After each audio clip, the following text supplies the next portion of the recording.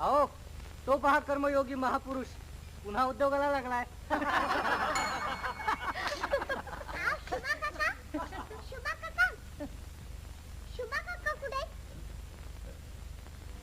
काय पुरी का चाललंय तुझ्या बापाचं?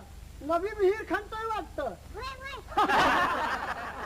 नवी विहीर खणतोय आणि एकटाच. शुभा काका कुठे? मला काय ठप